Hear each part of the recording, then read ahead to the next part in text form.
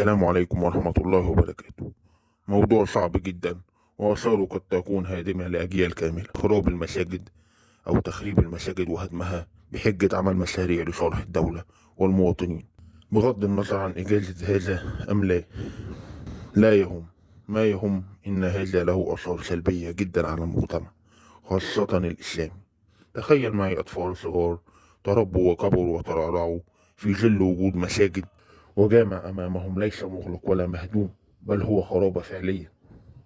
هل في كلام ونصايح ومعلومات ممكن يثق بيها إنها تجيله من مسجد أو من حتى خلال تربية الأهل بعد رؤيته لهذا المنظر الذي يدمي له القلوب، وهو يرى أمامه تعامل الناس من حول مع بيوت المساجد هل في ديانة في العالم كله ممكن حد يصنع في مكان عبادته هذا أو يسكت عليه؟ لهذا الحد وصلنا، الإهانة والاستهزاء بهذا الدين الغريب. أجل ولد الإسلام الغريب وسوف يعود غريب. أتحدث خاصة عن المساجد حول سكة حديد مصر بالإسكندرية، أبو قير المحطة. كان حجتك إنك بتعمل مشروع ومشاريع في المكان ده. أين الفنكوس إذا؟ أكثر من عام والمساجد مخروبة ولا أحد يبالي. هل يوجد محل من المحلات حول السكة الحديد تم هدمه أو إخرابه؟ المفروض والصح إن المسجد بيخدم بيحتاجوا العمال والمحلات، ومرة كان الأصح إن لا يهدم أو يخرب المسجد إلا عند هدم المحلات. طالما المحلات تعمل، إذا المساجد أيضا تعمل. إنها فتنة عظيمة وسوف يحاسب كل من شارك فيها. إخراب المساجد. بسم الله الرحمن الرحيم.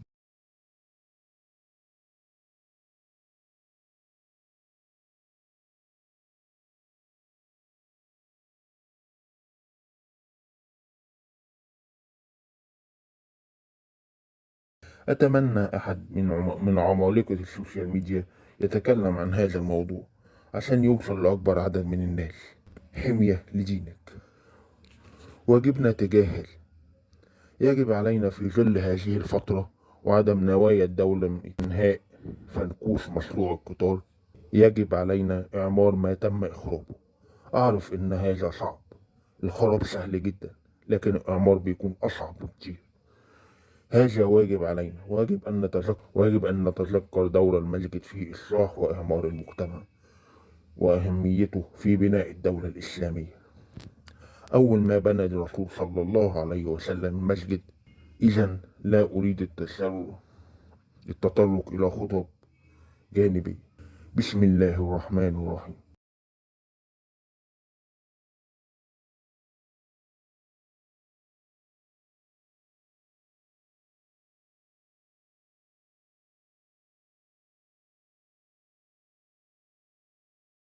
وفي حاجة بنحب ننوه ليها، الناس اللي بتقول إن أراضي المساجد وأراضي اللي بني بيها مساجد دي أراضي للدولة. طيب إذا لو هي أراضي للدولة حقا، إذا أين أموال الأوقاف؟ أين أموال الأوقاف؟ وأين صناديق الأوقاف التي تم الاحتياج عليها؟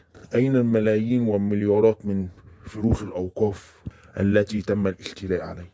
هذه حجة غير مقبولة على الإطلاق. يبقى أنا عندي فلوس وتقول لي الأراضي دي مش بتاعتك؟ حقا إنها لا يضحك هذا العالم. وشكرا والسلام عليكم.